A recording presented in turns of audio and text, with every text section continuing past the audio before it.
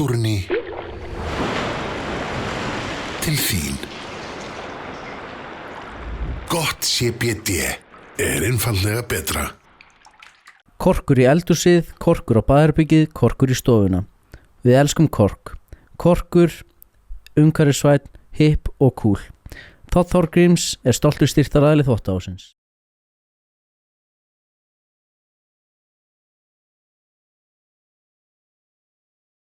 Hanna, velkomin. Já, gæfi. Hanna, frelsari mannkins. Fyrrum Sitting Bull. Já. Hver veit. Við ætlum að taka nokkur orð frá okkar ástkæru sponsorum. Svona? Já, við erum byrjaðir. En þú byrjar ekki strax. Þú veist, rólur. Við tökum nokkur orð frá sponsor og svo hleypum við þér á stað. Ok, svo sleppum við þér lausum. Já. Herru, við ætlum að kynna, já, við erum mjög þakkláttir fyrir okkar sponsor. Já, rosa þakkláttir. Það eru frábærir.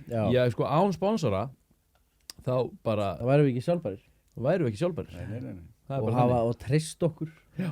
Við trösti, ég kann svo mikið að meta trösti sem það gera til okkar. Já, algjörlega, ég myndi ekki treysta okkur, sko. Nei, við erum svona vildir fólar, sko. Þú veist aldrei hvað það færð. Við erum líka búin að standa okkur vel með þetta, sko. Já, þetta er geggjað. En Við ekki erum fara með, við sko, Ingólfur, þú getur nú handleikið þetta. Þetta er, sko, þetta er magnað. jómfrúar korkur. Vá. Og nú ætla ég að útskýra fyrir þér hvað gerist þarna. Þetta er í rauninni 25 ára afrakstur. Þetta er börkurinn magnað. af í rauninni korkeiginni Já. og þú sem sagt gróðsetur korkeigina og 25 ára setna færðu þennan jómfrúar kork. Hann er svo rifinn af og þú getur ekki nota hann í mikið annað en kannski bara kurlað því hann er svo óreglulegur á utan. Við mitt. En það sem gerist er að eigin fer í panik og hún sko kastar út nýjum berki Sniðu verður hún. og á 7 árum þá færðu nýtt lag sem er svona þykkt, svona 1-2 tommur, alveg slétt allan hringinn. Vá. Það er góð. Af því hún já, það eru 80% korktappar í hérna vínflöskur. Og restin, Nauðsynlegt. já, það er nauðsynlegt að hafa bakkus eins og það virðist vera. Það var að fá alveg kork í sig. Við höfum eftir að sjá þetta gerast. En heyrðu, já, Todd Thorgríms, þetta er fjölskyldufyrirtæki, Ármúla 29. Fyrirtæki var stofnað 1942 af Þorgrími Þorgrímssyni. Á fyrstu árum fyrirtækisins mótaðist innkaupastefna þess mest af þeim vörum sem voru fáanlegar á stríðstímanum hverju sinni. Bara svona það sem var til. Algjörlega, og svo snemma var þó stefnan mörkuð vegna mikið skorts á byggingavörum í landinu eftir stríð, skiljið. Þetta var stofnað altså bara í stríðstímum Já. og svo þetta bara stöðaðist þetta vesen með stríðið og þá þetta bara var allt í volli. Þannig að þetta hefur, já, þetta er sem sagt bara lífræn vaxandi eind. Og Kork Daniel, hann veit allt um korkinn og getur gefið ykkur góð ráð. Hann er líka mjög viðkunnalegur. Kunnum vel að meta hann. Afskaplega. Heyrðu, gott CBD, þú varst nú að tala þú fórst upp í búð til þeirra í Urriðaholtsstræti. Topp menn á ferð. Toppmenn, Tóku vel á móti mér. ungir og græðir. Já, ég kendi þið smá ræði. Já, það. Ok, sko, við ætlum að kynna aðeins olíurnar. Þú keyptir þér olíu upp í Urriðaholtsstræti. Var það ekki svona? Nei, þessu svörtu. Þessa svörtu hér? Já. Í hvaða styrkleika fjöstu? Manstu það? Það veit ég ekki. Sterkasta bara. Er það ekki alltaf best? Jú, það er langt best. 24%. Já, sko, Ég kynnti þeim líka fyrir Lísgráðs Perri. Þeir vissi ekki hver hann var. ég veit ekki hver það er. Ha, Ég veit ekki hver það er. jössus. Formule 1 bílstjóri. Nei. Hann er bara hampjurtinn, lifandi hampjurt. Ok, þú ætlar að Hann er útskýra það. dauður. Þú ætlar að útskýra það fyrir okkur eftir. Hold that thought. Sko, fólk hefur verið í sambandi við mig, fólk er í sambandi við mig alla daga, varðandi, fólk er að sækja ráð, varðandi olíurnar. Ég er náttúrulega engin vísindamaður. Ég læknir, ekki það að þessi hafi alltaf rétt fyrir sér, en sko, en fólk er að hafa sambandi við mig, fólk er að díla við kvíða, svefntruflanir, mikið svona óerð, fótaóerð, sumir er í verkjum. Það er að hafa sambandi með fólk sem er háð verkja lyfjum og vill einhvern veginn komast úr þeirri þjáningu, sko. Það er okkur fappin að þetta. Já, alls konar bólgur. Já. Fólk með krabbaminn hefur líka verið að hafa sambandi með mig. Og það er og gikt og við náttúrulega vorum með hamptótu hérna á sín tíma, þannig að ég hef svona svolítið komið þeim einstaklingum svona kannski áfram á hana sem er að díla við krabbaminn og annað því að hún hefur meiri reynslu og vitneskju með það, en reynslan sýnir og rannsóknir að bæði CBD og THC, ekki það við sem að prómóta það hér, Nei. það hefur bæði fyrirbyggjandi og áhrif sem og Styrkjandi áhrif. og svona hlutir eins og matarlist, svefn og verkir. Algjörlega. Þannig að þetta hjálpar krabbameinssjúklingum, hefur reynslan sýnt. Já, heyrðu, og svo líka, Ingólfur, fyrst þú ert hérna, Já. ég ætla ekki að gefa þér að reykja, eða þú mátt ekki reykja þetta, þá er viðtalið búið. En þetta hérna, þetta er að nýjasta nýtt. Við kynntum þetta í þættinum daginn. Þetta er THC frýtt weed. Já, hérna. Þetta er Sniðugur er business. Rastafari. Rastavít. Þetta er rastavít Já, já. án THC. Já. Láttu hann fá þetta. Sjáðu hvað hann Hvað segir. heldur? Hérna. Já, hérna. Þetta minnir mann á Amsterdam bara. Já. Þetta er geggjastöf. Ég og hérna Elite Lifestyle, Linur, við reyktum þetta hérna í Leyni. þar síðasta þætti, Já. hérna inni. Og sko, ég hef ekki reykt í mörg ár. Reykurinn fór mjúkur onni mig, ekkert mál, ég fekk ekki hóstakast.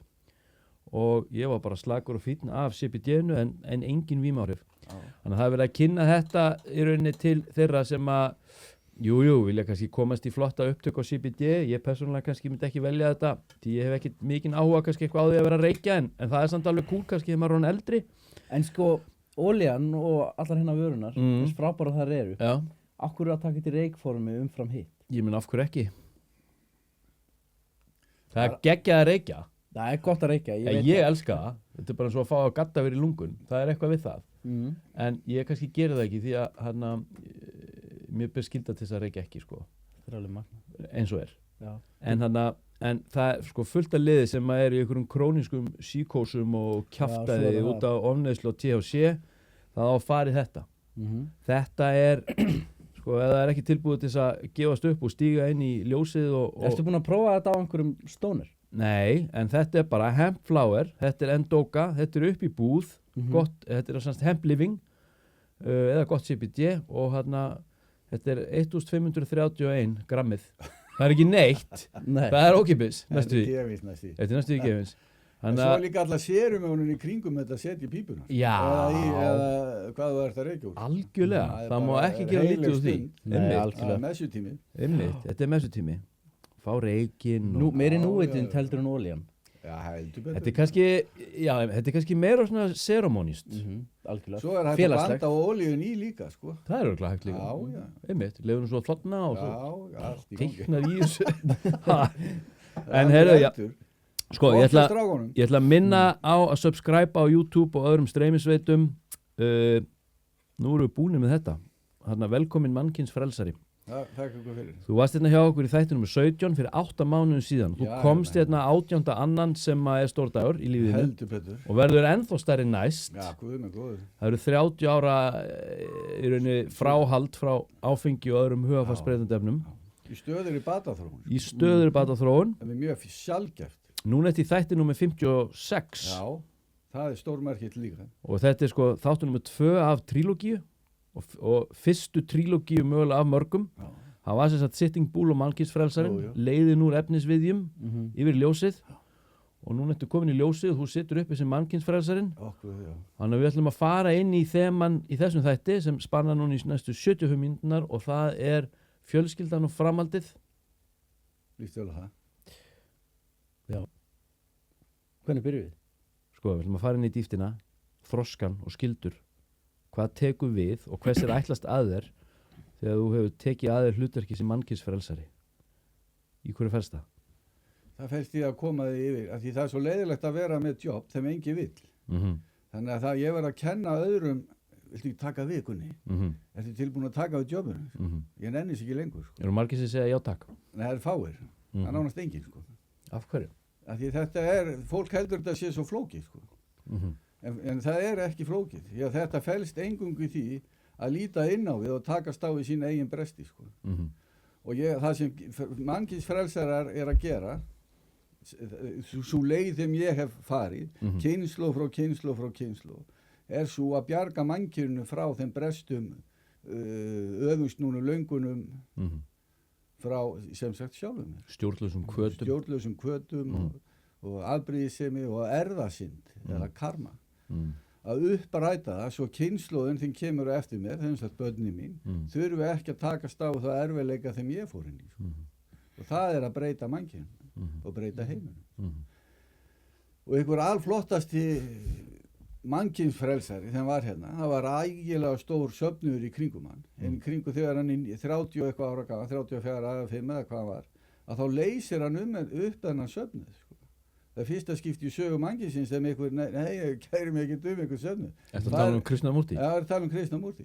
Farið og finnið einhvern annan gúru eða prest og ég bara nennis ekki, þeir hafið engan áhuga á þessu. Eina þegar þið viljið fjalla er hvaða gúru kennir ykkur og hvaða fyrralíf og eftirlíf og ég meina hvaða stjörnum þau bjuggu ykkur tíman, sko.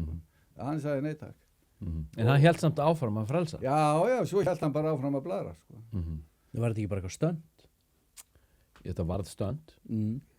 Skilur þau? Já, en það voru örfáir sem skildu það, sko. Já, en það sem sko, það alltaf langanir í viðurkenningar og fá laun frá meðbræður sínum í formi, þú ert svo flottur og gaman að vera í kringu þig, þú ert æðislegur.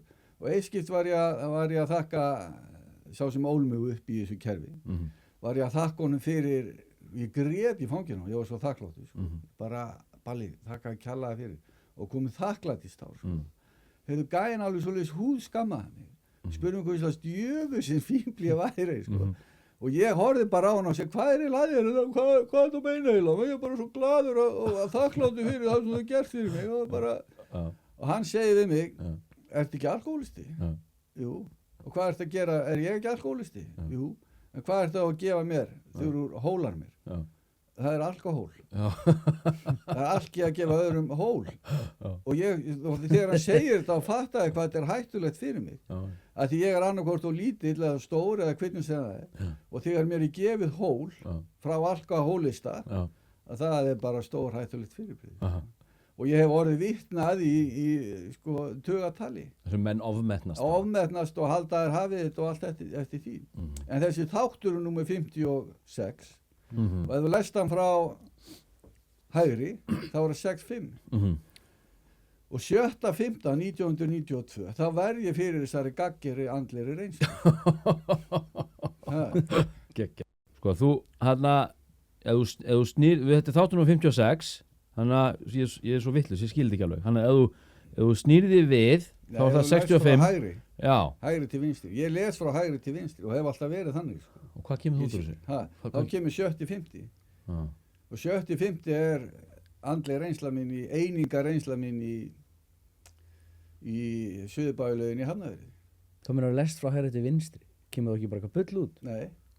Þá kemur þessi tala. Já, í þessu skipti, já, en ekki almennt. Nei, þetta er altruismi, sko. Já, ég skil. Altruismi er ekki útalitismi. Útalitismi er það sem við kerfin þegar við keyrum á. Það sem Gunni er foringinn og við þurfum að lúta handleiðslu Gunna og einhverja kerfi þeim Gunni býr til. Þannig eru stjórnmálaflokkar, kristi vitleysan og búddísk þvæla og allt eftir því. Að ég þarf að fara eftir kerfi. Þessi nota kerfi. Þessi notar ekki kerfi. Hann er ekki til kerfi hérna inni. Og allir þessi kennarar, gúróar eða hvað við kalla þetta, er að kenna okkur að fara hérðan og hinga, sko. En hérna, það er fílter á milli okkar og þessi fílter er sko eiginlega vörður á þroskaleiðinni. Ég verð að stíga yfir hann, ég verð að þrýsta hann úr lífi mínu, ég verð að breyta, sko. Og það þarf hugur ekki til að horfa inn á við og drepa hann að fílter þeim er í formi gremju, reiði, afbrýðisemi og þessara svokölluðu synda, sko. Það geta blossað upp í lífi. Þá fer að sjá bara eitthvað svona merki bara hér og þar, bara eitthvað svona hulinn heim. Já, byrtist þér hulinn heimi. Og eftir þessa andlegu reynslu þá fer kallinn Palli að segja við mig, Ingólfur, er sjónvarpið eitthvað að tala öðruvísi við þig eða heyrur eitthvað öðruvísi skilabóð úr útvarpinu eða eru merkin farin að tala eitthvað öðruvísi til. Og ég horfi á hann og segi, býtu, hvað áttu við eitthvað? Hvað ertu að tala um? Og hann segi ekki neitt, bless, bara. Svo er ég að labba og fyrsta skiptið þegar þetta gerðist fyrir mig, því ég sé, þetta tengist bara mínu lífi og það sem ég er að gera, sko. Þetta þarf ekki að tengjast lífi annara, sko. Því þetta er altruismi, sko. Það er þetta að túlka þetta á 1000 vegu, sko. Og þegar ég er að labba niður hérna í Hafnarfirði, ég er að labba frá foreldrum mínum, frá Heiðvangi og niður í bæ og þá er allt í einu, þá skil ég gangbrautamerkið. Það er himinn, það er blátt og það er þríhyrningur og inn í þríhyrningum er maður að labba og fyrir neðan þríhyrningur eru 4 rendur og þessar rendur eru 4 stig alkohólismans og guli þríhyrningur, ljósið, þið mikla ljós, þeim lýsir manninu upp, er þessi félagsskapur þeim ég er í, 12 spora félagsskapur. Og að því það er maður með ekkert andlit, hann er bara að labba þarna. Hann er nafnlaus. Hann er nafnlaus, hann er anonymous. Og ég bara, wow! Sko. Og ég fyrir með þetta beint í kallinn og hann segir eina ferðin enn bara velkomin í hópin og haltu áfram. Og svo hvernig hann las og sá úr þessu var En þessar 3 hliðar á þessum þríhyrning, hvað táknar þær? Það er saminning, það er alheimurinn, hvernig hann er samansettur eða uppskriftin að þessu, það er saminning þjónusta líf og það er ljósið þeim skapa, það er Guð eða hvað við kalla en það er í myrkri fyrst í svona litlum punkti þegar menninni kalla bara, og þannig biljóngráði heitur segja vísindin og þessi punktur þensa út og springur út og verður það sem við köllum menn og dýr og alheimar og sólir og ég veit ekki hvað og hvað og svo fellur þetta saman aftur og þenst út sakvat veddaritunum og og alheimurinn er settur saman þetta er ekkert eitthvað þeim þróast þetta er það sem er og þetta er það sem menninni kalla Guð saminning allt í öllu og 7., 5. verði það hverfur allt ég úr mér og ég saminast öllu sko, og vitund mín þenst lengst út í rúmið sko. Ég gat talið alla dropa þeim fjallu yfir mig í sundlauginni sko. Ég var það hverjum einasta dropa. Trén þeim eru negld upp þarna þeim skjólveggur, þau bara elskuðu mig, bara velkomin inn í himnaríki sko. Og ég sveif svoleið þarna út úr hérna þegar ég var að labba sko, ég bara wow sko, svona er að labba á tunglinu maður. En þarna öðlaðist ég einingar vitund sko. Og svo kemur bara þroski út frá því sko. En ef ég hef með mikið ego þarna þá tel ég mig vera hinn eina sanna sko. Og lendur ekkert í því? Nei, ekki á þessu tímapunkti. Það er að hverfa úr mér sko. Ég var komið með jarðsamband og ég var orðin mjög skýr. En ef þú ert með stórt og feitt ego og þú hyrðir þetta, egoið hyrðir þetta, endar það þá ekki bara inn í geðdeildum? Jú, yfirleitt. Er það ekki? Er það ekki sem fólk kallar bara hvað, svona síkósu? Jú, bara síkósumania, egomania, hvað kallum þetta, sko, þú verður, í hvaða kúltúr þú elst upp, sko, ef þú ert búddisti, þá verður þú búdda, ef þú ert kaþóliki, ef þú ert kona, þá verður þú Maria May eða eitthvað svoleið, sko, og svo eru tónlistamenn að koma inn, menn dýrka á þetta, það fer svona í hvernig hvaða línur er innan með þau, sko, þeim leggur draugin að því hvað þú vilt verða, sko.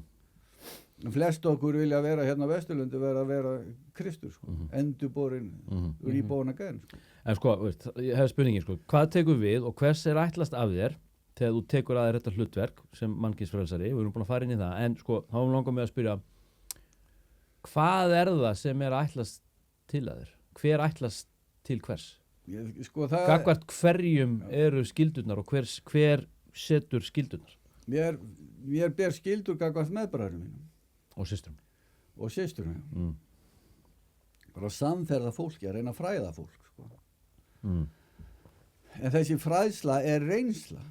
Já. Hún er ekki tekin úr bókum, sko. Þetta er bara reynsla mín af lífi, sko. Og ég er ekki að bóka þyrstur maður, sko. Og hef ekki lært kerfi. Heldur er líf mitt reynsla. Og þegar ég kem reynslu yfir í annan, þegar hann skilur það, og það verður að, sko, það verður að vera milli míns og einstaklingsins sem ég er aðstoðað að hjálpa, það verður að vera, ég verð að vera hlutlaus. Og þú ert hlutlaus gagvart einstakling og ert ekki að reyna að predika yfir honum eða það er bara út algjörlega hlutlaus. Og þú talar um svona afstöðuleysi. Já, afstöðuleysi gagvart einstaklingum, að þá brotna múrar. Já. Og það verður eitthvað gott fallegt samband sko. Kærleikur og svo orka ef ég næja viðhalda henni svo daginn eftir með því að hafa samband og svo koll og kolli og svo orka þeim hjálpar honum yfir í að breytast Einu sinni kom til mig maður á Kaplaskjólsveg 93 og ég var út í garði, hann kemur með dóttir sína og þegar ég sé hann koma þarna og sé ég Guð hjálpaði mér að gera eitthvað fyrir hennar mann. 2 árum seinna eða svo kemur hann 17. júní til mín sko. Og hann gjör breytist. Þetta er maður þeim allir aðri myndu senda í meðferð og bara jafnvel inn á geðdeild sko, hann var orðið það bilaður sko, hálfærin og en það gerist eitthvað milli mín og það gerist í svefniherberginu heima hjá mér og konunum mín og þar stöndum við auglítist til auglítist sko. Og þú orka þeim ég fæ í mig geislar yfir í hann, þeim er kallað prana og lífsorka og það gerist eitthvað fyrir einstaklingi hann getur farið að þroskast út frá þeim tímapunkti og ég veit að innra með mér að svo mun verða sko. Hann er hólpinn en svo byrja bara þroskaferli þess mann sko. En það hlýtur að vera háð því að hann sé tilbúin til að taka að sér sko, slíktið sama hlutverk sko. Já, hann þarf að taka að sér hlutverkið sjálfur sko. Já, það er það sem hann að frelsa mannkynið þá undan sjálfum sér undan sínum veikleikum og brestum og fara þess að sömu leið. Já, jú, en það getur komið líka hægt og sígandi seinna því að hann vil losna undan þjáningu sko. Og þau ert búin að vinna með eða ert í kringum þetta fólk sko. Þegar ég í uppgjöf og hefur áhuga og svo skynja maður það þeir vill ekki fara lengra að þá er það bara bless þá er ekkert meira að gera við þetta fólk sko.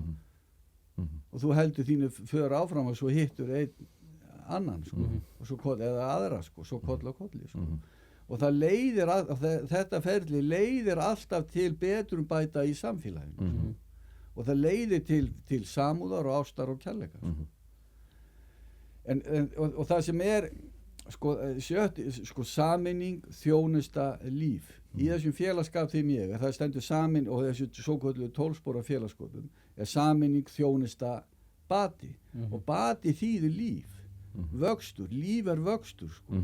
Og ég hef komist að því að lífið er dans og rósum nema ég kann ekki að dansa og þegar ég kann ekki að dansa þá verður bara líf mitt forapittur sko. Og ég þekki fullt af fólki það sem er bara forapittur í kringu það sko.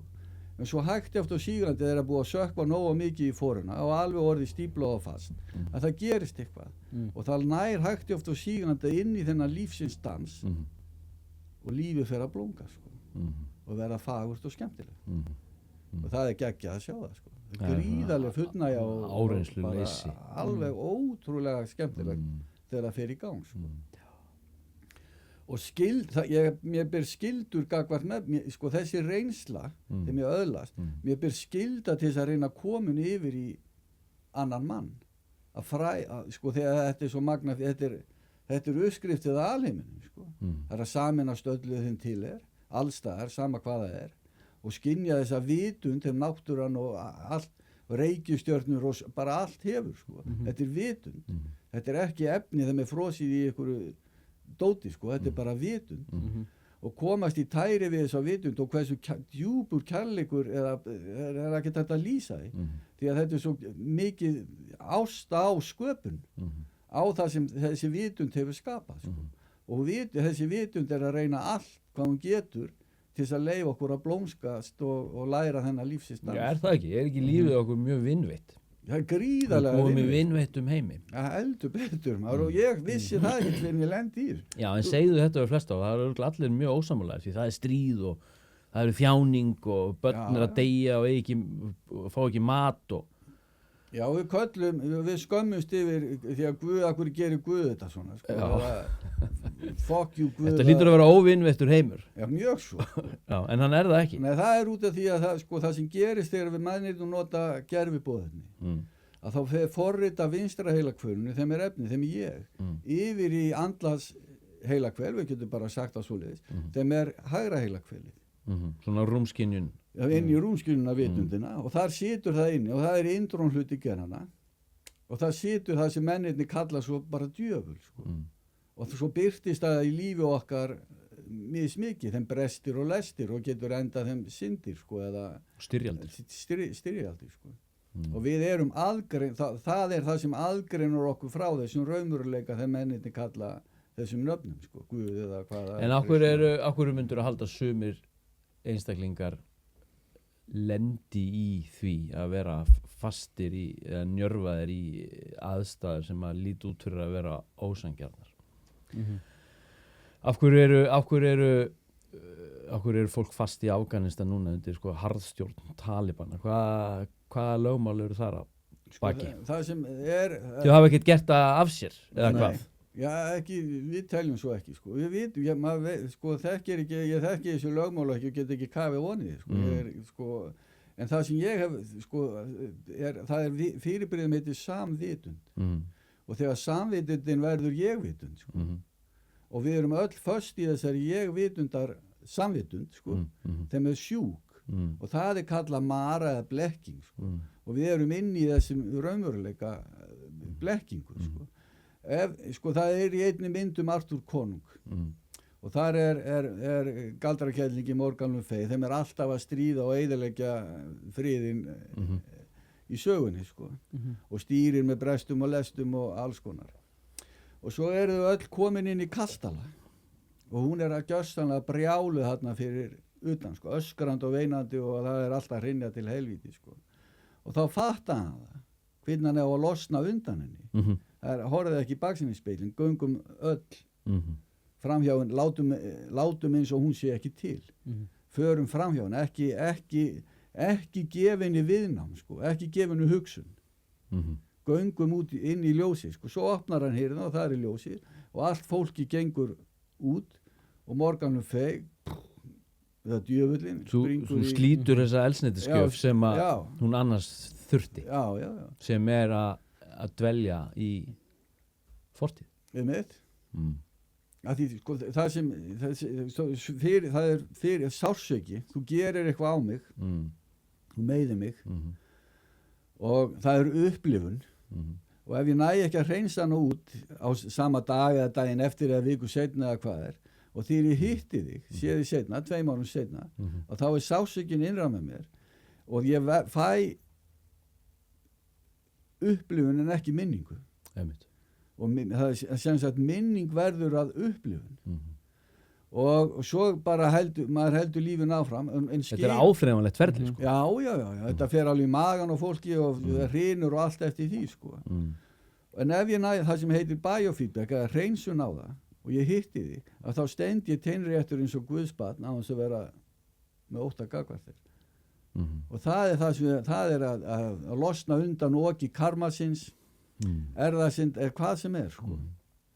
Að þegar við náum því, og það er bara að vinna þegar við þurfum að gera. Og eitt af því er að segja við sjálfan sig, heyrðu Ingólfur, það er ekki árið 2019, heldur er árið 2021. Love, rasta. Að því þetta er tími, hérna er engin tími. Og þegar það verður rugl eða verður að þá færist minningin hingað yfir og verður að upplifin hér og nú, sko, þegar að aðstæðurnar blossa upp eða koma upp, sko. Og við brennum svo bara yfir, sko. Við getum keyrt á þetta þegar við erum ungi menn og allt þetta og konur, að við keyrum drifkrafturinn er það mikill að það er eitthvað sársauki innra með okkur og alls konar ofbeldi eða hvað það hefur á sér stað í lífi okkar og við keyrum á þetta í drifkrafti að byggja að reyna að gera fjölskyldur og koma fram börnum en þetta er alltaf innra með okkur og þetta er svona kóera að við lokum á það, köstum yfir það og svo þegar ég vorum fertur um 50 þá fer þetta að koma upp í lífið mínu, sko. Tráman og það? Já, tráma eða hvað það er. Og að fara í burnoutið, kulnun. Förum í kulnun og... Er ekki hægt að sópa yfir þetta og bara þetta liggur bara þarna, þá til að við fjörum út? Sérstaklega ekki í dag, sko. Því að það er að breytast, mannkynið er að breytast, það er komið svo mikið sólarorka eða hiti og það er verið að hita, þú þarft hita, bruna til þess að feedbacka í sér stað, það er mikið bruna og þegar ég er að fara í gegnum kúndalínu vakninguna, brunið það var innra með mér, sko. Það er ekki geta kveiknað í þér bara? Það er ekki geta kveiknað í þér? Já, ég held á tíma því að það myndi brenna, bara brenna upp, brunið var svo svakalús og það er að brenna upp þetta karma, sko. Og það er núna í nóvember kemur víst á að koma svaðalugu sólstormur hérna yfir og það og það hefur áhrif á vitund okkar, sko. og gott til að brenna upp Sólstormur. sársauka. Já, sólstormur, bara sprenging. Finnum við hana hingað? Já, við munum finna þetta, ég var að tala um þetta í vísindunum. Vísindin sjá þetta alveg, bara með NASA sjónungum eða hverju sem er. Mun Davíð uppljómast? Já, það getur vel verið, hann er uppljóma, hann veit bara ekki að því. Það er vesenni með okkur, sko. Davíð. Ég er svo mikið að pæla í þessu trámanum allir því, sko. Maður veit að þeim öllum, sópa bara yfir, ég finn ekki fyrir þeim, hvort þau blossu upp eftir 10 ár. 20. En hvað getur þú sagt um mannin sem veit ekki að hennar uppljómaður? Já, það er bara, sko, við erum Guð, sko, innsti kjarni, og ég heyri stundum á fundum eða það sem ég er, að innsti kjarni minn er vondur eða negatífur eða hvað, það er lygi. Þetta er ofbeldi ekki? Jú, þetta er bara algjör þvæla gagnvart þjálfum þér. Innsti kjarniðin er gjörsan vitfyrt, eða ekki vitfyrt, heldur gríðalegt ljós og fegur. Og það er það sem maðurinn óttast. Þú óttast þess að fegur og gleð og hamingju þeim er innra með þér. Ef þú færir hérna út og sýndir alla þessa gleð og hamingju þeim er innra með þér, fólk líkar það ekki. Það vill það ekki. Ég er búinn að tala svona í vinnuskúrum eins og ég er að tala núna sko, hátt í 30 ár. Og ég veit alveg hvernig fólk hugsar gagvart í, sko. Og það er fólk með þess að koma, þetta er hægt í dag, að fólk kemur og það veit ekki af því þegar er að tala niður til þín, sko. Og segir alls konar niðrandi hluti þig, sko. Já, þú, sko, ef þú hugsar eins og hann Ingólfur að þá, sko, ertu komin í djúpa á eða djúpan hil. Djúpan skít. Já, og eða þá að sko ykkur vinnufélagi kemur til þín og segir, heyrðu þú að passa hvernig þú talar, því að það eru, þú veist, varaði við fólki, sko. Af því það er að baktala svona tal, sko.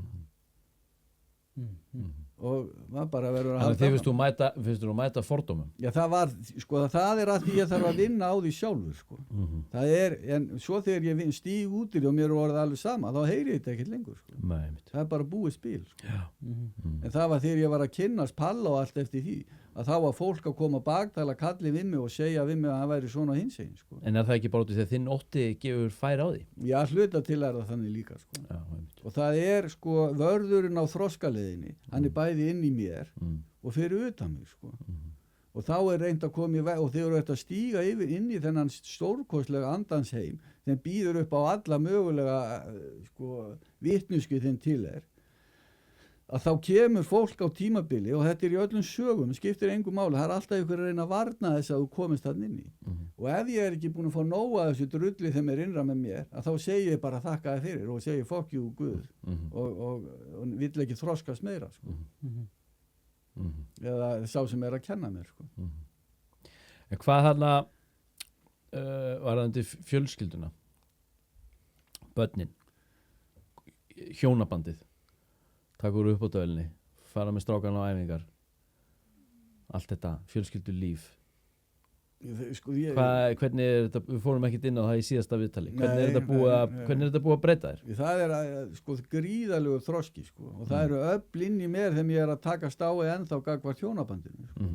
Ég er voða einstaklega smiðaður oft, sko. Og mér er best lýst eiginlega bara sem íspjörni, sko. Okay. Og það hefur áhrif á konunum mína og sjálfa mig líka, sko. Og það er svona íspjarnar eðli í mér, sko. Þeim er eiginlega, mér langar helst að vera stundum bara inn í helli, sko. En mér ber skylda að sko, reyna að rjúa þetta og það hefur reynst mér erfitt, sko. En ég vona að mér takist það, sko. Og svo er það skylda mín gagvart börnunum mín, þeim er þjónusta. Þeim er skylda þjónusta anda þeirra, sálu þeirra, sko, sálu og ekki bara heldur systkina minna líka og allt þetta í því, sko. Og það eru fjölskyldu munstur náttúrulega, þegar maður kemur í fjölskyldu þá getur maður dottið inn í munstur og þegar maður líkar jafnvel ekkert við, sko. Og maður verður þessi gæi þegar maður var alast upp eða hvernig sem það er. En það er sjálfum sér ekki ég og mér ber skylda til þess að rjúa það, þannig ég verði frjáls í fjölskyldu minni, sko. Og það hefur gengið alveg þokkalega vel hjá mér, sko. og skynja líka og upplifa djúpan kærleika til foreldra sinna sko. Því að ég get haldið allt foreldra minna þau hafi verið svona eða hinsegin eða hvað og ekki gert nógu vel en það bara ekki satt sko. Í einhverjum samanburði við Já, eitthvað í samanburði við einhverja þvælu sko. Þau hafa reynst mér alveg gríðarlega vel og pappi eins og hann og mamma eins og hún var sko. Og ég bara skylda til þess að þykja þá ást og kærleika þeim Þau eru hæf til þess að bera til mín sko. En það var, þegar ég með mikill ego eða ég eigið í mér vilt alltaf hafa eitthvað allt annað heldur en það sko. Og skynjar ekki réttan raunveruleika og það býr til einhverja þvælu þeim ekki til og þeim blekking sko. Ég blekki sjálfa mig á okkur og til þess að líka að sko til þess að ég blekki sjálfa mig svo ég þurfi ekki að horfa inn á við og takast á við sorg og allt það sko. En ég ekki uppalandi, ég get ekki alveg uppöld, en ég get sýnt þeim fyrirmynd sko. Og það finnst mér mikið skynsamlegra sko. Og þeir brestir þeim ég ber sko, eða í mér sko, og þeir geta blossað upp eða komið upp í vissar aðstæður. Það kannski eitthvað að gerast í matarborðu og það hellir niður og maður bara en mér skylda til þess að gera þetta ekki aftur sko. Til þess að snúa við blaðinu og vera ekki að skammast yfir í ef ykkur hellir niður sko. Og það það sem ég hef reynt að gera í uppeldi mínu sko. Hann Greta Fells, hann talaði svona úrdráttar uppeldi Manstu því? Nei Hann vísar í það að við séum að ala upp sko, börnun okkar út frá því að forma sko, forma rauninni vitund barnsins og hegðun út frá mínum hugmyndum í stað þess að vaka og sína eftirtekt sko, vaka yfir viðfangsefninu sko, og sjá spottana sem þegar eru til staðar og taka í þá og draga út frá kjarna viðfangsefnisins Fattarðu, því við komum öll í inn heim með mismunandi spotta sko, og mismunandi eiginleika og mér finnst það mjög áhugavert. Það sem þú ert að segja mér eðlislegt. Þetta eðlislegt innan með mér. Og þetta ger ég við það fólk þegar ég að hjálpa líka sko. Að ég sé ekki brestið þeirra. Nei. Ég veit á þeim hana. En ég sé raunverulega því fagra sko. Sem hættir að virkja. Þetta bara eðlislegt hjá mér sko. Og þetta það sem ég öðlast sko, ég held að og töluvert að því sé bara eðli mannsi sé þannig sko. En ég alltaf að horfa á gallaðina þeir bresti sko, og gallar þínir og þegar ég horfa þá dreg ég niður hjónaband og uppeldi eða hvað við að kalla þetta sko, þá dreg ég að því ég horfa á gallakonunum minnar að pappa minns eða fjölskyldu minnar og þá dreg ég mig á læra plan og fjölskyldu mína líka sko. En þegar ég fer að geta hort á kosti konu minnar barna minna og allt eftir því að þá lyfti ég hjónabandinu og börnunum mínum á harra plan og sjálfum sér líka því að kostir konunum minnar eru gallar þeim ég hef og þeir göfga mig þá og þroska sko. Og þetta bara leikfimi hugan sko. Og leikfimi uppgjöfur að segja Ingólfur hættu nú að hugsa svona bull sko. Að breyta sér sko. Sumir eru bara með þetta eðlislegt í sig eða bara þeir hafi ekki enn stóra fíltir þeim ég hef haft sko. Og þetta mjög auðvelt fyrir marga þeim ég þekki sko. Ekki marga heldur nokkra einstaklinga. En það sem varst að tala með Greta, það sem Greta Fells var að segja að allt uppbyldu okkar byggist á þessu skólakerfi stjórnmála vitfirran kerfi innan fyrirtækja þeim ég til reyndar vera að breytast og sé það að stórfyrirtæki því meiri hagnaði þeim betra hvernig getum við haft hagnað ekki reyna að stýra fólkinu eins mikið og við gerðum leifum kosti þess að blómstra og hvað gerir þá verið gaman í fyrirtækjunum verið meira afl og allt eftir því sko. Ég hef verið í fyrirtækjum þar sem er keyrt á alkohólisku hugafæri það sem er alkohólis spenna að keyri fyrirtækjun upp sko. Það er svo mikið kraftur í alkohólinu og alkohóliskri spennu að það gengur vel að keyra upp að vissu marki sko. Þessu tengt, ég þetta með spurningu ég ætla að hendinni bara á þér núna Sko, mér langar að fara aðeins inn á stjórnsýslu, lýðræði, kerfið, þetta óskilvirka system sem við mennirni lítum á sem einhverja nauðsyn, ef við höfum gert.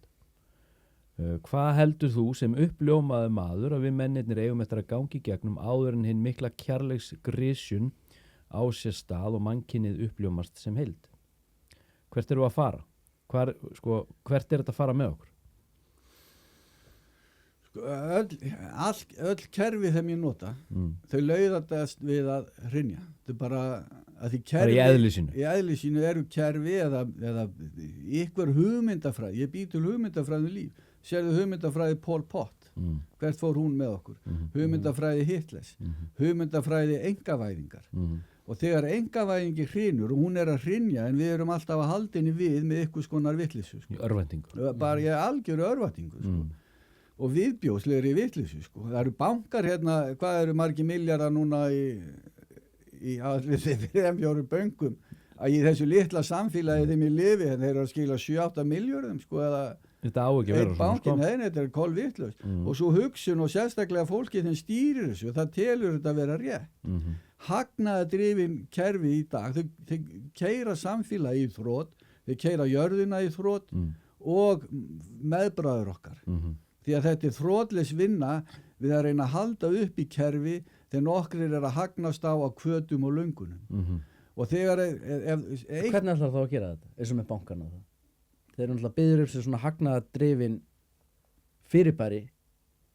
Hvernig ætlar að sprengja þetta upp? Ég kaupi núna hlutabréf í þér og þú keyrir lífið þitt á því að eyða frumskóðum og bora og drepa jafnvel frumbyggja þeim byggja þarna En ég er algjörlega óábyrgur að því ég er bara hluthafi. Hluthafar verða að vera ábyrgir þar sem þeir setja hlut sinn inn í. Þeir eru það aldrei. Þeir eru bara annarkvort með hagnaði að gróða en þeim er alveg sama hvernig þeir koma fram við jörðina og allt eftir því. Og þetta er eitt að þeim þarf að breyta. Við erum með það sem fyrirbríðum heitir engavæðing. Hvað gerist eftir engavæðingu? Ef það gerist ekki, þá eru við í slæmum málum. Er það ekki óumflýjanleg örlög? Það er óumflýjanleg að verði engavæðing, en eftir engavæðing, hvað gerir það? Já, það eru líka óumflýjanleg örlög. Já, það sem gerist eftir engavæðingu er viðvæðing. Og hvað eru margir sem vita hvað viðvæðing er? Þegar ef þú stundar bæn á hugleyslu og spyrð og talar við æru raunveruleika, þá færðu árangur og svörum. Og ég er búin að fá svo mikið á svörum og upplýsingum inn í hausin á mér. Og þegar á þeirri stund sem þú færði þetta inn í hausina, þá segir það, vá, hvað þetta er einfalt. Vá, hvað þetta er rétt. Og svo heldur daglega lífið og þú kannski telur muna þetta, en svo er þetta bara farið. Skrifar þetta ekki niður. Og það er það vesinu en eitt af það sem gerðist fyrir mig, því ég var að pæla eitthvað í lífinu, að það er sagt við mig, það mun koma viðvæðing. Og þegar viðvæðing á sér stað, þá hérna eru þúsundir manna, milljónir manna. Þeim halda uppi þessum nokkurum þeim eru hérna. Stór fjölskyldum þeim eiga jörðina, eiga þetta allt saman. Og hyrða allan hagnað og við erum þrælar þess. Bankakerfis eða hvað það er. Það er hérna eru milljónir manna og við erum að reyna að vinna okkur hérna upp. En þegar engavæðingin á sér stað, þá snýst þetta við. Þegar viðvæðingin á sér stað. Viðvæðingin á sér stað. Og sá sem er mest viðvættur heldur fólkinu upp í kærleik og ást. Og þannig er þessi svokölluðu gúrúar eða hvað það er, þessi andans menn. Þeir halda uppi í siðferðisvitund, kærleika með því að lifa. Og Sitting Bull var hérna, hann er einn af þessu bara geggjuðustu, Og þá halda þeir þessu svona og hægt eftir og sígandi síjust við hérna niður, Og svo er það sem gerist í samvitund, að það þarf ekkit svo mikið þetta er veldisaukning og það er gríðarleg veldisaukning á rugli búin að eiga sér stað það sem við verðum meðvitundalaus og heimsk og bara veltum bara áfram með okkur og ég hugsa ekki og ég tek ekki afstöðu og ég þori ekki að segja hinga og ekki lengra þetta er í fyrirtækjum, þetta er út allt og við leifum alls konar rugli að eiga sér stað því ég bara hef ekki kjark til þess að stoppa og sá einstaklingur þeim er að fara að þroskast úr ég yfir í við lendir alltaf í mótbáru það er byrjunin á því að maður mótbara innra með honum það er öskur og læti innra með einstaklingnum, þeim heldur í sjálfan sig eins mikið, eða þetta gerfi sjálf eða superego, heldur í það eins mikið og hann mögulega getur, sko. Og sko Búdda og Kristur, þessi svokölluðu brestir þeim og lestir kallað að þegar Djöfsi kom og hvíslaði í eyrað á Krist, þú svo mikið fólki elskar og dáur og dýr, þú getur orðið stjórnmálamaður. Og hann segir, fuck you Djöfsi, en kæri mig ekki það. Men þetta afl þeim innra með hann, það hugsaði hvað hann situr með sjálfum sér og lærisveinunum og horfir á hvað, þeir elskar mig og dá mig maður. Ég svo rosalega flottur og alltaf sem ég segi, þeir gleypa við því alveg, sko. Búdda með ótta við samfélagslegan ótta og kynkvöt, það koma þarna fullt af dansandi meyjum, alveg gríðarlega föllugum, þeim eru dætur djöfusins, sko. Og hann segir við tippið á sér, hei, látum þessar dömur vera. Við höldum bara, ég ætla að uppljómast, ég ætla ekki að láta hvati mínur og langanir eyðileggja líf mitt eina fyrir hann. Og þetta að sama með mig og aðra, sko. Þetta innra með mér og ég verð að hafa hugrekki til að takast á þetta. Og þessi stjórnundur þessara fyrirtækja, að þeir verða að fá sér fína bíla, verða að fá sér fín hús, verða að fara í fína lagsveiði og eitthvað almesta vitleysa þeim tilir í þessu kerfi það, að þegar það kemur eitthvað maður eða konu og segist vera ráðgjafi ríkisstjórnarinnar. Það ekki til, þetta ráðsali ríkisstjórnarinnar. Og skoðum þá ráðsalan, fæ ég að vera nálægt þér, má ég skoða í 2 vikur að ég hleypi þér inn í jobb. Hvað ert þú að gera? Já, ég að fara til útlanda að ætla að fara í heimsreisu og guð þarf pening í það. Ég að fara að kaupa með nýjan bíl og ætla að fá með Tesla 355 THC. Og allt eftir því, sko, þetta kostar allt pening. Og hvar fæ ég hennar pening? Með því að vera ráðgjafi eða ráðsali. Það mikill munur þarna á. Og þegar þú ferð að gefa ráðín, það allt önnur útkoma. Þegar þú gefur eitthvað frá þér til meðbræðra minna, svo samfélagi getur oxu og dafnað, en þannig ég að selja ráð mín, svo ég og mínu litlu hvatur og langanir geta blómstrað og orðið af. En ertu ekki þannig að lýsa bara líka alþingismönnum? Jú, alþingismönnum og öllu því, sko. Og taka þátt í þessari vitleysu, svo sagt mér ekki verða að kjósa. Ég hef einu sinni kosið á lífsleiðinni. Þú allavega að skila auðu, Ingólfur. Já, ég var að skila, já, svo það líka, sko. En verður að skila auðu? Nei. Þú þarft ekkert að taka þátt í þessu. Látt þetta bara eiga sig. Það skiptir engu máli, sko. Eina þeim sem skiptir máli að reyna að koma einstaklingi úr ég-hugsun yfir í við-hugsun. Og þessi svokölluðu reynsluspor, þeim 12-sporakerfum allan heimar að nota, með þess að til Vive-Beaters Anonymous, pæli í því. Það mjög næst. Ég hægtur að lemja konunum mín eftir ég fór í reynslusporin. Eða ég hægtur að lemja manni mín eftir ég fór í reynslusporin. Þetta ótrúlegt. Ég ekki lafi konunum mín eða manni mín í 25 ár eftir ég gerði reynslusporin. Þetta geggjama. En þau eru grunnæðli þeirra, samúð og ást og kærleikur til meðbræður okkar. Og 6 hluta þessar reynsluspora fjalla mig og meðbræður mína. Hinn 6 eru rúmskynjunarspor. Og mér var útskýrt, þetta ekki kraftaverk að þú skuli geta breyst eða þroskast eða dafnað eða orðið að ykkur, sko. Það eru lögmál þarna bakvið. Og þetta lögmál eru 2 taugastöðar þeim eru hérna inni, þeim heita Shamu og Déjà Vu. Þeim samkendastöð og rúmskynjunarskoð, Guð, þeim tengingu við Guð. Guð ekki taugastöð. En þú verður að hafa taugastöð í skallanum á þér, hæfa til að heyra, til að sjá. Og ef þegar það er komið út í síkósur og vitleysu, að þá vakna þessar taugastöðar.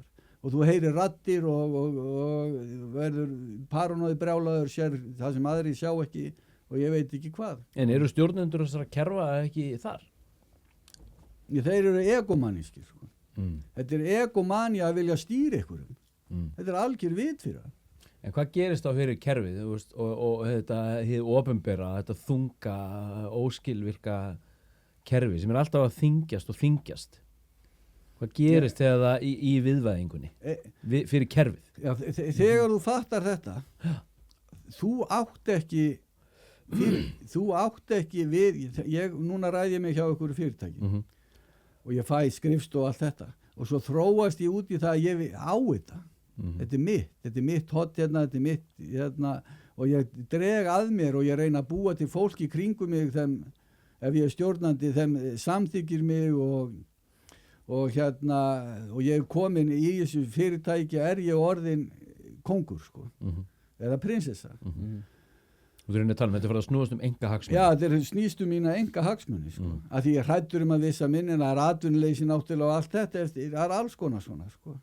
Alþingismenn, eru þeir í enga hagsmuna kend? Já, ég Margir hverjir? lít á það. Ég lít bara alla þess að allt ekki sama hvað það er sko. Ég skil ekki fólk þeir kjósi mig svo ég geti gert eitthvað. Við þurfum bara að gera þetta sjálf. Hvernig ætlar að gera það? Ha? Hvernig hefur við styrkin til að gera það? Já, heldur betur. Þurfum við ekki að finna hann? Nei, eina þeim ég geri til þess að kjósa ég kasta ábyrðinni yfir á aðra. Og ég vil að sem eiga að vera þínu talspenn. Já, og þeir eiga að taka ábyrð á mínu lífi.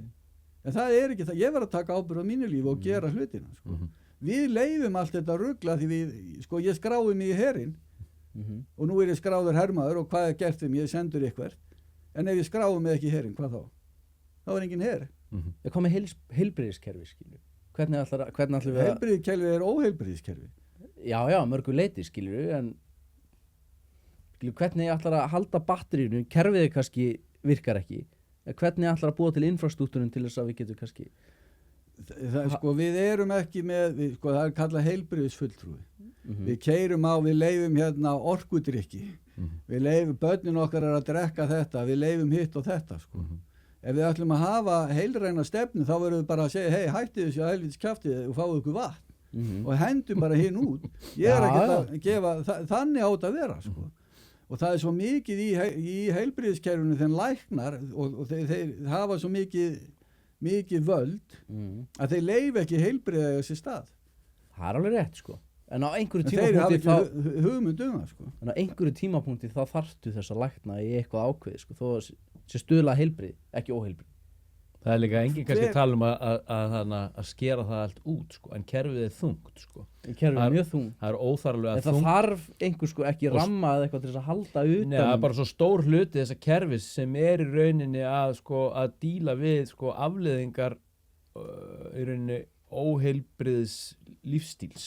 Skilur, þannig að við erum að díla við einkenni sko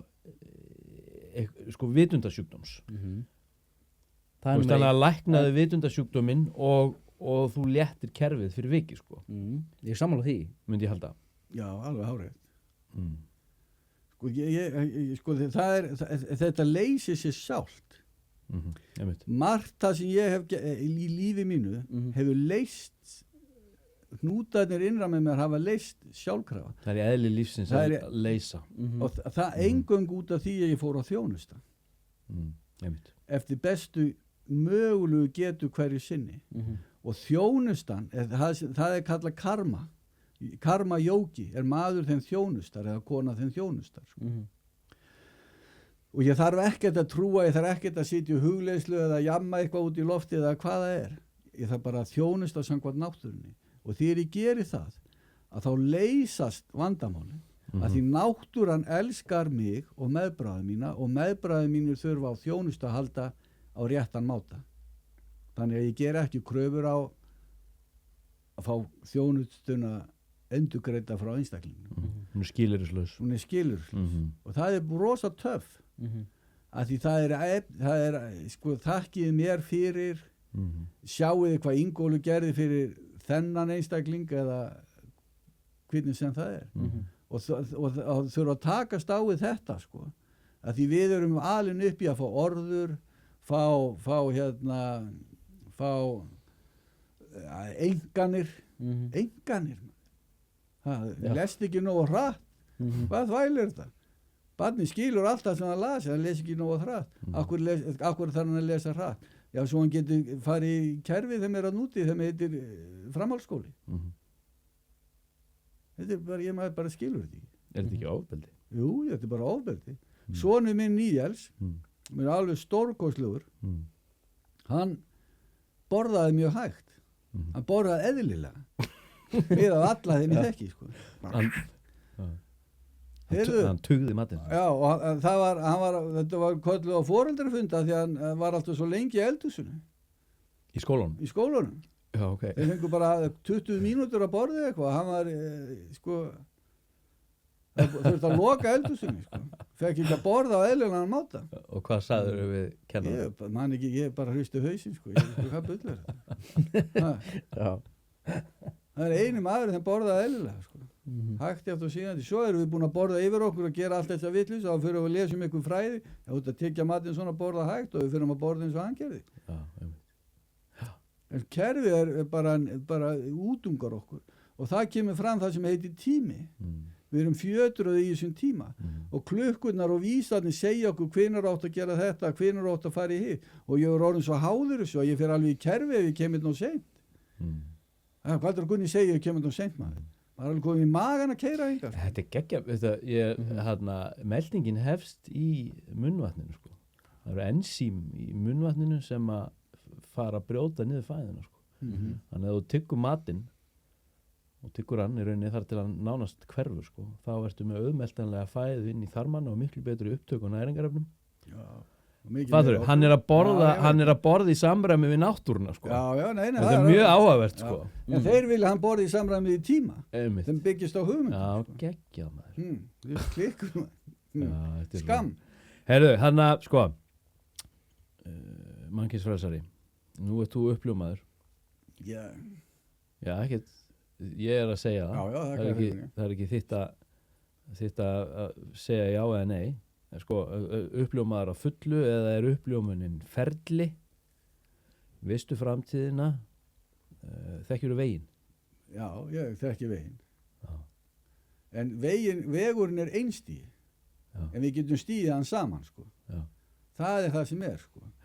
Og þegar sko við það sem við köllum trúarbrögð eða prestar þeim hafa vald og það er gott að láta annan segja mér hvernig ég á að hugsa þá tek ég ekki ábyrgð sko.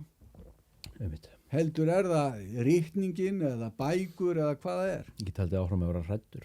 Já, og bara ótti við að vera ég sjálfur sko. Og stóðir og vesenni við þetta ef við erum alin upp í kerfi að fólki er með fullt af brestum og lausbeislaðar hvatir sko. Þeim bitna á fólki þeim eru undirgefið þessu kerfi og hugmyndafræða og þau getum keypt okkur syndaflausn og við erum búin að búa til alltaf endalaust kerfi og nú er syndaflausnin að með náttúruna sko. Það verður leggja skatt á dísel eða hitt og þetta sko. Í staðan fyrir að hvað heldur að kosti að keyra eitt flugmóðskip? Ég meina hvað kostar að starta einu svona skipi sko? Það kostar bara, ég veit ekki hvað, kolefnisspori bara hvernig sem þetta er og við klöppum bara fyrir því, ekkert mál. Þetta eru stórvirki. Þetta eru stórvirki. Þetta eru afrek. Þetta eru afrek, já, vísindana og tækni og allt þetta. Þetta er gjörsamlega að bila. Þetta er vitfyrt. Og flugvélar og hvað einn svona flugvél sko, ég veit ekki hvað hann kostar maður. Svona það var hérna daginn á flugvélinu. Og allir bara, wow, geggja maður. Þetta er gjörsamlega að bila. Sko. Vísinda undur. Vísinda undur alveg sko og getur sprengt hérna menn og annan í tætlu sko. En við erum ekki grimm. Og það eru víst mjög fái menn þeim eru virkilega grimmir. En samkvæmt náttúrunni að þá starfa ég ekki rétt og þegar ég starfa ekki rétt gagnvart náttúrunni að þá er ég fyrirbrigði eins og Indíán og Norður-Ameríku sáu Kólumbus og þessa vitfirringa ég er vertigo og vertigo maður þeim skynjar ekki náttúruna sem hluti að sér þeim skynjar ekki meðbræði sína sem hluti að sér og þegar það að þá eyði ég sko. Ég gref svoleiðis djúpar hólur eftir einhverju málmum og ég veit ekki hvað og hvað og ég tel mig að þetta sé eitthvað sko. Þetta er skertri samkennd. Já, en engin samkennd. Það er svona samkennd bara með fólkin í kringum. Já, bara innan flokksins. Innan flokksins, sko. Og valla það. Já. Þegar á hólminu komið. Já, ef ég sko legg einhverja spurningamerki við, segjum bara prest eða stjórnmálaleiðtoga og í þessum flokk og þá það er yfirleitt á árásir þeim koma tilbaka og mér kastað úr og útskúað sko. Og það í mörgum af þessum trúarbrögðum þeim í gangi hérna í samfélaginu að ykkur fer að spurja ykkur að skrýtna spurninga þá manneskjan útskúið sko. Og það ekki það, þetta getur gerst líka í þessu svokölluðu 12-spora kerfum sko. En við, sko, andleg reynsla, andleg uppljófun einstíð sko, hvers og einst, en við förum hana saman sko. og þetta er bara reynsla manns að fara úr efni yfir í anda sko. Og það er það sem maður er að reyna að gefa af sér sko. Og það eitt er því að þora sko. Og að því það er hvað heldur þú vitir, heldur þú hafur upplifað eitthvað, heldur ykkur engill hafi komið í heimsótt til þín, hvaða gráðu þetta með já, hvaða gráðu þetta með sko. Hérna ertu ekki ykkur trésmiður, ertu ekki kennari, ertu, ég veit ekki hvað ég er maður. En þetta er ykkur ferli sko. Ferli og svo sko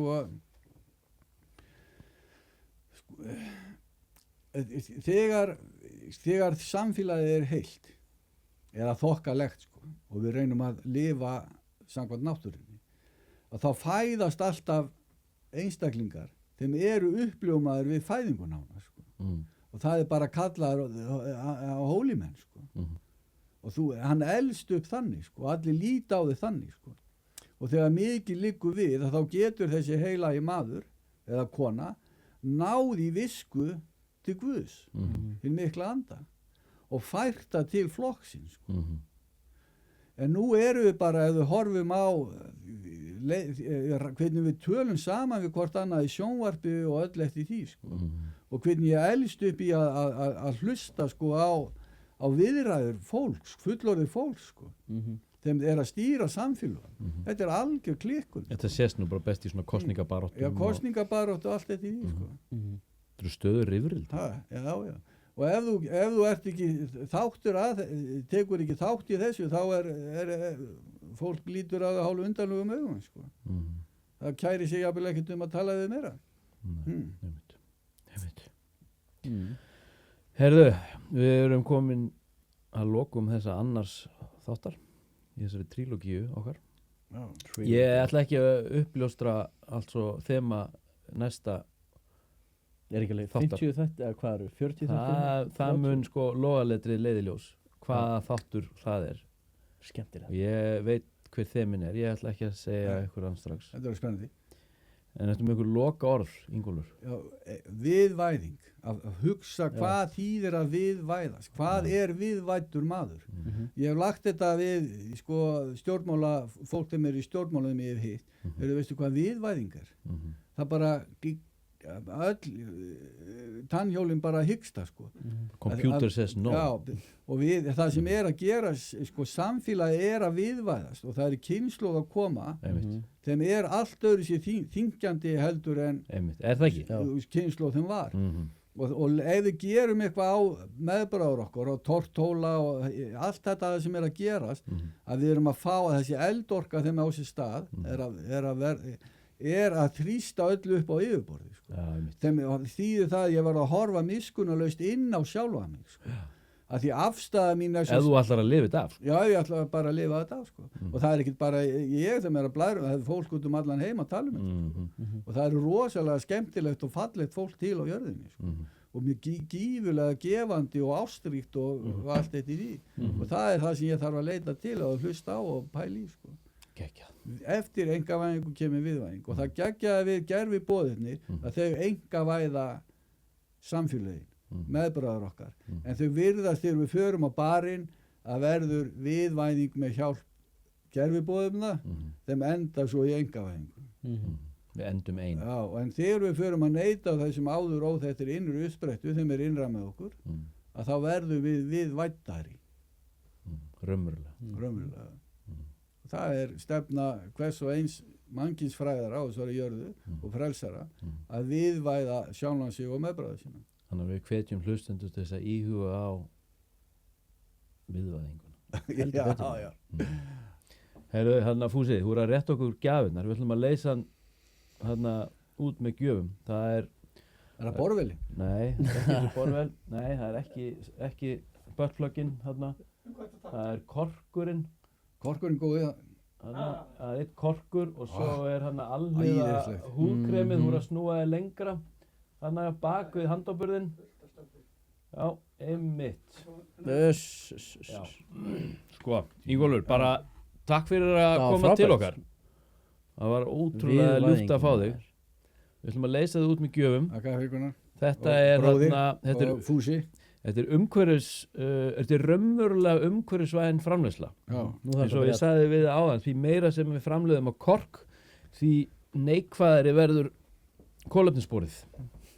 Þorgríms. Þorgrímsson, hann klikkar ekki á korkinu. Nei, og may the hamp be with you. Já, hampurinn Þetta er CBD alliða húðkrem í boði gott CBDs. Þú eru að smurja þessu á þig. Þetta er glæsilegt. Það verður spennandi. Og morgna. Já, og þá verður ég mýgri en ég er. Mun mýgri. Já, húðin verður mýgri. Svo er hampreipi hérna, þeim koma markaðin hvinnar. Þetta hampreipið, þetta kemur frá hampiðin einhver ártali sem ég man ekki. Hampiðan sem ætti kannski að heita plastiðjan í dag. Já, Hefur áður við förum, getur ekki sagt okkur söguna því þú sagði puttana, svo hættu við. Jú, Svo erum við búnir. Hefur þið tími í þetta, Davíð? Já. Þetta er á lokum hérna vinnudags Já. og við vorum að setja hurð og vantaði millilegg, Fleiga. flega. Og ég segi en við vorum með millilegg og ég segi við strákta með raunum, hörru ég fyrir að saga þetta upp og ríku upp og hann horfir á mig, erum við ekki, eins og hann sé, erum við ekki með millilegg? Já. En ég tek þessu skilabúðum ekki, hraðið maður alltaf mikið lina með mér. Og ég fyrir upp í sög og sögin er að það er brík þeim 2 fætur á þessari sög eru á. Það er svona 2 sentimetra halli og ég var búin að festa hana með keðju við staur eða stólpa þarna. Hljómar primatíft. Svo kveiki ég á vélinni og kemur högg og sögin færist aðeins og þegar ég saga og ég er að rista kross við og það er alltaf að því lími og drullan sko, það er alltaf eftirkast. Svo er ég að fara að teygja mig í hérna rekið, teygja mig í rek og eftir og þá held ég í efni hérna megin. Engin kleifur á söginni og hlíf náttúrulega. Og fjarlægi kleifin. Og leið og, já, búið fjarlægi kleifin. Klassíker. Og þegar ég tegi mig í að þá skýst hún tilbaka, sko. Krafturinn er svo mikið. Og ég fer svona með hendin og puttarnir af. 3 puttar? Eða 2 puttar. Og sagast upp í þennan hérna, sko. Sjæse. Heyrðu, en hvernig ég afgreitt þetta mál var náttúrulega alveg stórkostlegt. Ég öskra þarna og ég er búin að puttarnir og sásökabilgir alveg hérna upp og niður. Svo keyrum við upp á spítala og strákurum heitur Ólafur þeim er að keyra mig. Alveg hérna, hann fara alveg mar við baki, hann er svo mikið tjúnaður. Hvar voru puttarnir? Þeir voru uppi á, einn hjekk á mér, en hinn hvarf ekkert út í buskan. Annars strákur þeim fann hann svo kom með hann í póka. Hann var að fá puttana, það er ekki hægt að sauma svona. Heyrðu, og það sem ég segi við puttana, þegar ég er að keyra upp á spítala, þá segi ég við þá, fyrirgefðu mér að ég hafi sagað ykkur af mér. En ég þakka okkur kærlega fyrir samstarfið á lífsleiðinni. Og þegar ég segi þetta, að þá fer ég gjörsamlega alsælu ástand, sko. Og sásökuðin þeim var bara gjörsamlega hvarf, sko. Og, sko, að bara biðja puttana afsökunar og þakka hann kærlega fyrir gjörsamlega gjörbreytti öllu. Þetta var gjörsamlega geggjað. Svo komum við upp á spítala og við riðumst þarna inn maður og það verður allt í paník maður. Strákurinn hefði með mér og Nóli, hann segir eitthvað þarna og þvælir eitthvað og svo er ég settur niður þarna. Og svo er sett morfín í mig og ég finn bara ekkert, sko, það er ekkert að gera, sko. Það er bara allt og lítið skammtur, sko. Svo kemur hérna alvöru læknir, hinn var bara lærlingur, sko. Og svo kemur hérna, og ég hef búin að segja, svo kemur hérna annar læknir, sko, og hann spyr hérna hvað hann hefur sett í mig og hann segir þetta er ekki neitt, maður, þú tekur bara sprautu og þá fer ég náttúrulega í morfívínu, sko. Alveg bara geggjað, sko. En hún hefur ekki áhrif til endurkalls á meiri vímu, sko. Þeim þýðir það að ég er hann andlega heilbrigður, sko. Hún andlega sem líkanlega, sko. Hún kallaði ekki á meiri vímu. Heldur nauti þess bara að vera í morfínu þarna og náttúrulega og horfa á puttan á mér og þetta var mjög undarlegt, sko. Vá, minnst það faraði vel. Já, þetta fer mér vel. Ég er ánægður með þetta. Þetta er svo Avatar. Ég ætlaði að gera þetta hinn meginn líka. Nei, að því ég er réttendur sko. Já. Og það er sko, ég hef ekki viljað missa af þessari reynslu Nei, einmitt. að því þetta var að besta af því versta Já. að því ég er réttendur Já. en þetta er að bestu mögulega ef þið ætlaði að saga okkur putta og reyna að fá okkur að tryggingabætur Já. frá tryggingamiðstöðinni Já. og þá er það þessi tveir hérna, þessar kjúkur hérna tvær en það gef ekkert sko. 300 skall eða eitthvað Ingólfur, takk fyrir að koma til okkar. Ég sjáumst eftir áramót á, ég býð spenntur á degi sem á eftir að sína sig. heldur betur Takk fyrir það. Takk fyrir. Rastafara. Geggjað. Þessar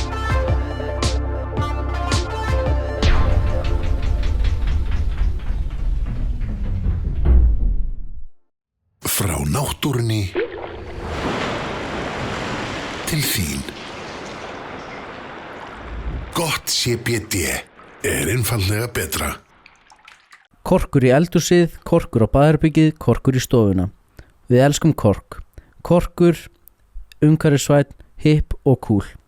Þór Þorgríms er stoltur styrktaraðili Þvottahússins.